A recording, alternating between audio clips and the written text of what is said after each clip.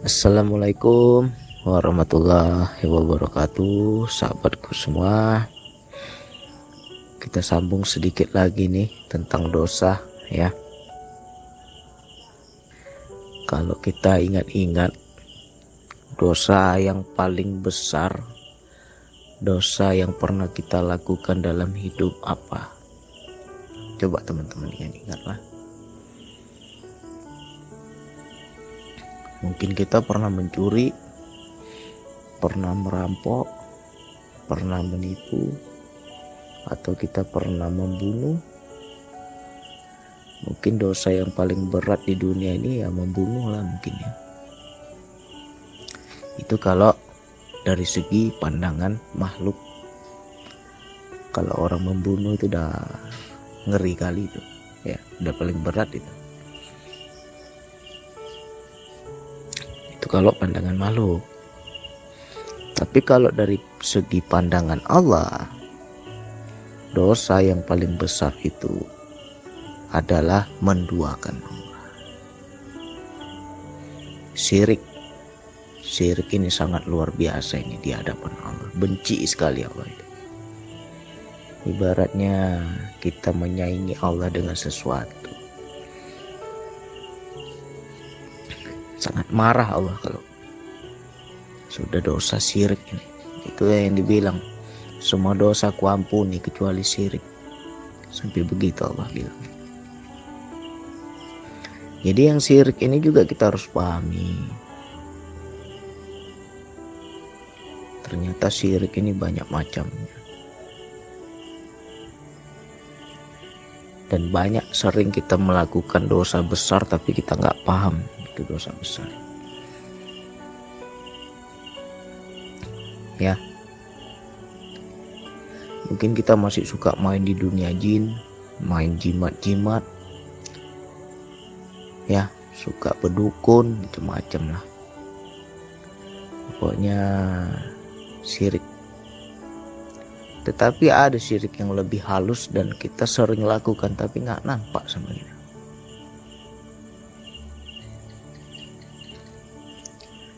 Ada ayat di Al-Quran, coba kita cari. Allah bilang, janganlah engkau mempertuhankan nafsumu. Nafsu itu sering kita pertuhankan. Dan ketika kita mempertuhankan nafsu, di situ kita sudah menduakan Allah. Ibarat kata ada dua perintah. Yang satu perintah Allah, yang satu lagi perintah nafsu. Terkadang kita sering kalah tuh. Nafsu pula yang kita ikuti, perintah Allah kita abaikan. Kalau kita ingat-ingat, kita pikir-pikir ya, berkali-kali kita syirik ini ya. Kalau kita mempertuhankan nafsu, itu udah sama, itu pangkatnya macam Firaun itu. Diri sendiri yang dia pertuhankan. Ngeri gak itu ya? Ngeri. Sama juga halnya dengan orang yang sombong. Ketika orang sedang sombong itu syirik gitu. Aku, dia bilang. Semua aku. Allahnya mana?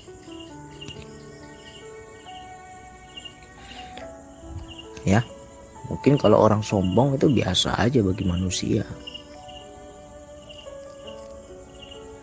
Tapi kalau udah di hadapan Allah, itu sudah dosa paling besar lah itu. Karena orang yang sombong itu derajatnya sama dengan iblis. Merasa lebih baik,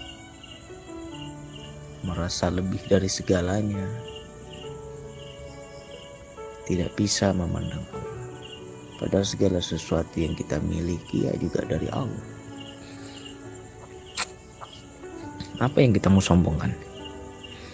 Harta dari Allah, jabatan dari Allah, kedudukan dari Allah, kemuliaan, nama baik, derajat tinggi, semua dari Allah. Ilmu dari Allah. Siapa yang memberi ilmu? Siapa yang memberi otak kita ini cerdas, bisa berpikir? Allah. Tapi mengapa kita akui itu aku? Aku, semua aku. Allahnya mana? Ketika udah dikasih ilmu dan orang lain tidak memiliki ilmu seperti kita hakimi dengan ilmu itu. Syirik itu kira-kira. Syirik itu. Dan itu yang paling dibenci Allah. Yang sangat besar itu dosanya. Jadi bagi kita yang benar-benar sudah menyaksikan Allah, sudah mengenal Allah, gak ada lah aku ya Allah, Engkau semua ini ya Allah, gak ada lagi diriku. Begitu kita seharusnya, ya. Jadi itu yang dosa yang sangat sering kita lakukan, berulang-ulang kita lakukan, tetapi kita gak pernah merasakan bahwa itu dosa yang sangat besar. Jadi bagi teman-teman kalau sudah tahu sekarang ini, ya hati-hatilah kita. Jangan lagi aku. Jangan lagi kita mempertuankan nafsu, karena nafsu itu bagian dari diri kita. Diri kita pula kita pertuankan. Apa enggak Firaun itu? Kita bandingkan pula dengan Allah. Jadi hati-hati ya. Nah, di situ coba kita lihat, ketika dosa besar itu selalu sering dilakukan, nah di situ Allah nggak tunggu di akhirat, di dunia Allah ajab kita. Cobalah kita cari tahu, kenapa banyak orang nggak suka dengan diriku, kenapa usahaku nggak pernah jadi, kenapa keluargaku berantakan,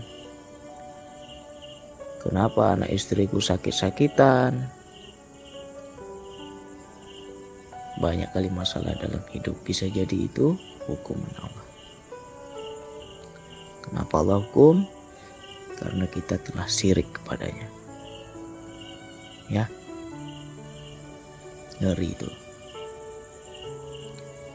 Sama Allah pula kita sombong ya. Langsung dibikin tak berdaya kita nanti. Gak pantas kau akui itu, kata Allah. Seharusnya yang kau akui aku, bukan dirimu, kata Allah. Nah, di situ Allah buktikan dalam hidup, dibuat kita itu betul-betul tak berdaya, dibuat kita menderita, dibuat kita di situ hilang kesombongan kita. Ya, begitu cara Allah mengikiskan kesirikannya. Kalau syirik masih main dunia jin, jimat itu biasa itu. Tapi kalau sudah jadi Fir'aun, ngeri lah. Itu yang sering terjadi dalam hidup, kita nggak pernah nampak. Ya, coba lihat di sekeliling kita.